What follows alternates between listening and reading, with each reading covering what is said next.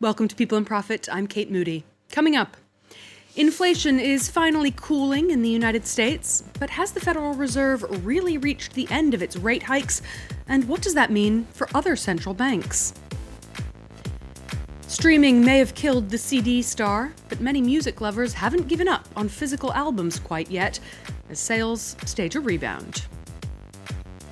And the lack of rain in Spain is causing problems not just for the national agricultural industry, but fruit and vegetable supplies for much of Europe.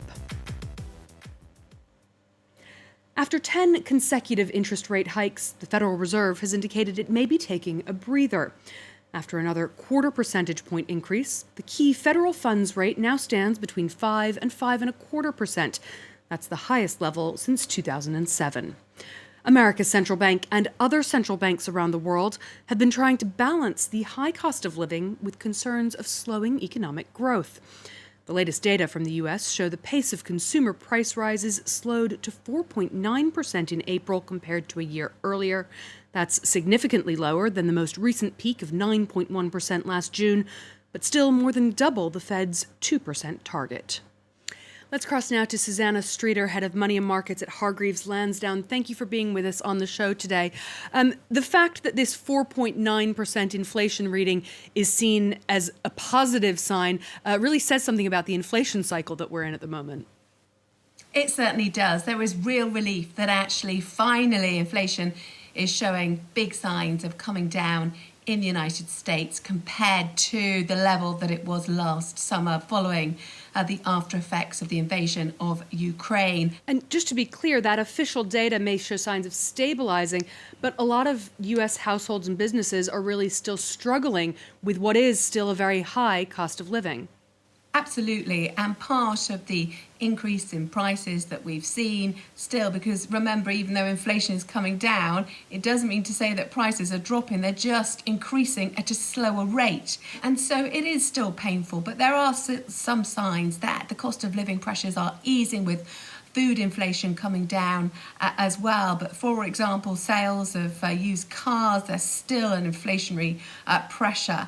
But we are expecting some of those elements to come down, certainly in the weeks to come. And if you look at the oil price, it has retraced its steps downwards because of concerns about the global economy and the slowdown, and worries that actually the US could be heading for recession, and so overall demand for oil will slow. And that's why we should see lower energy prices feeding through and bringing down inflation further in the months to come. Now, the Federal Reserve has, as you said, indicated that it's probably ready to hold interest rates around where they stand, just over 5%.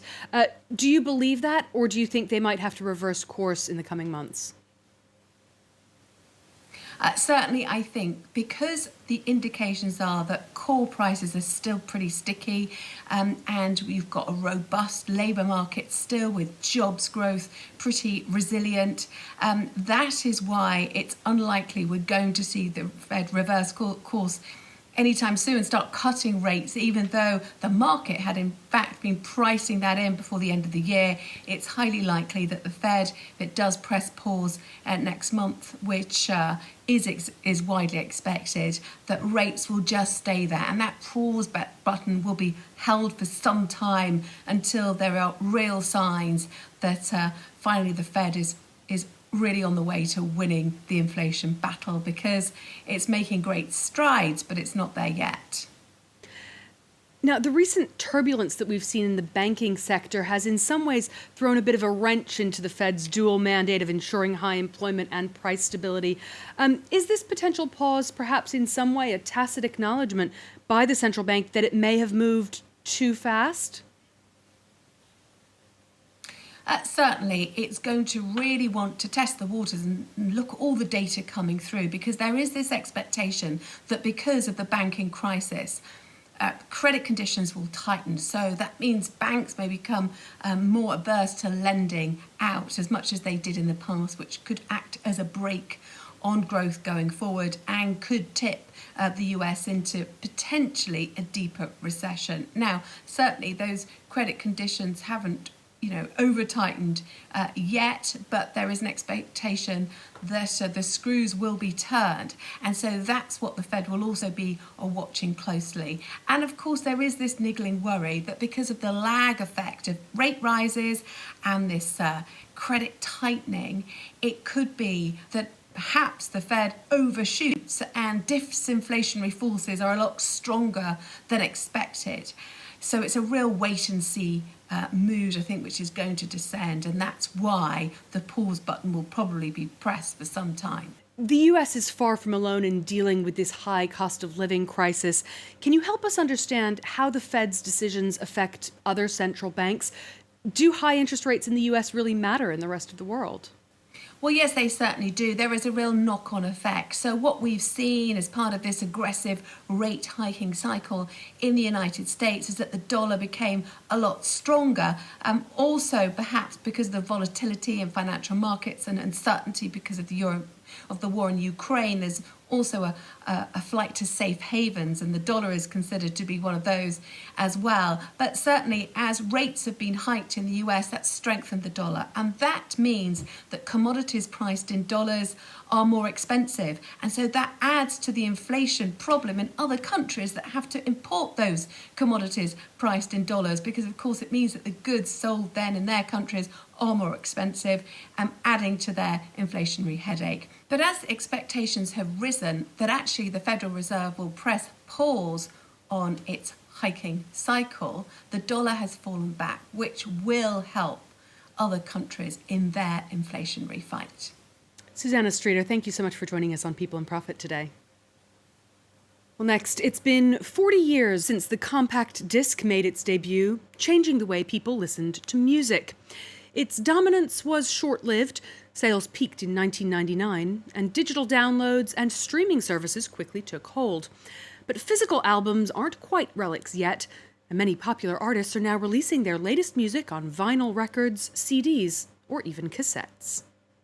Charles Pellegrin joins us now. Tell us about this recent retro resurgence.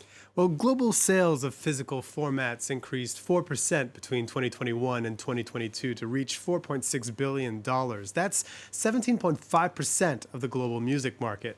In the US, revenue generated by these products has gone up by a similar amount in the same period, reaching $1.73 billion. And the main driver for that growth was actually vinyl, increasing 20% from one year to the next, while CD sales dropped 17.5%.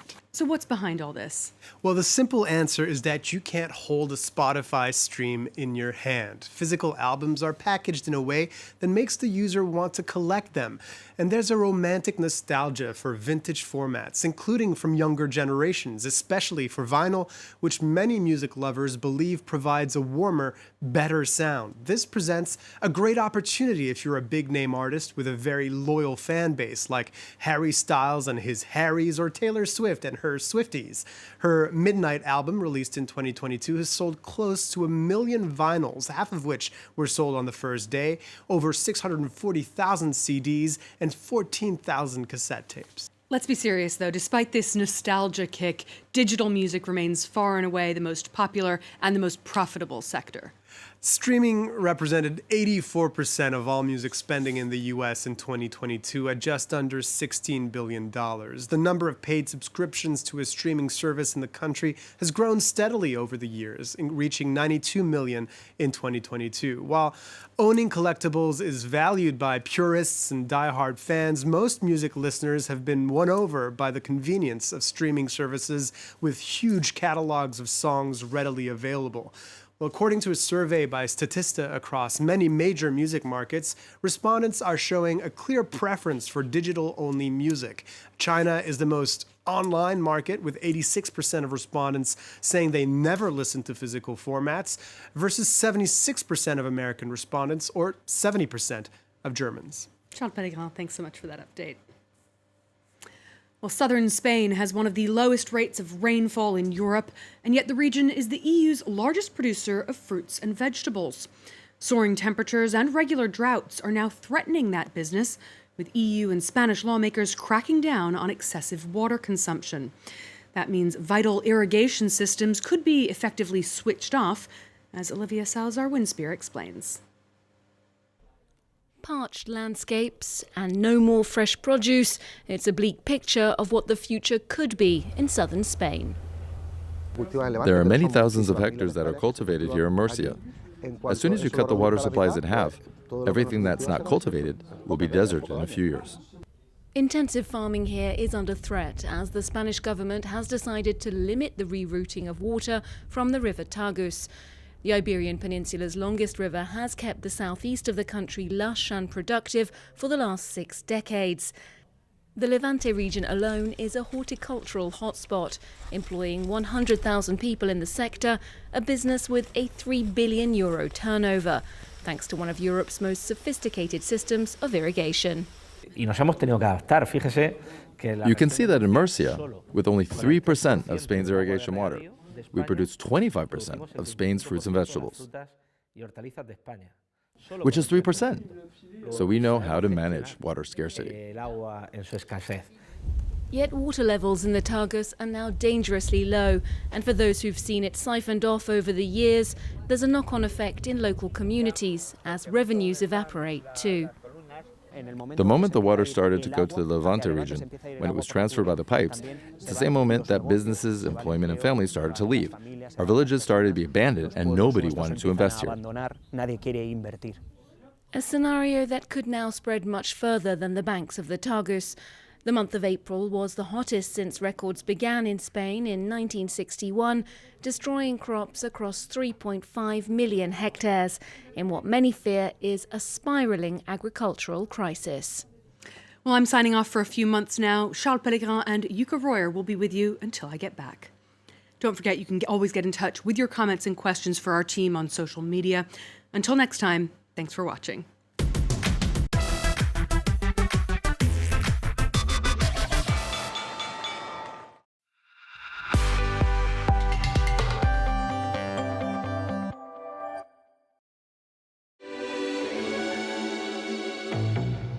You're like heaven, like heaven. Can he hold on? He's going to give every ounce of energy he has left. Birds and the bees. You're the green grass, the leaves on the tree. It is chaos. It is chaos at the Giro d'Italia.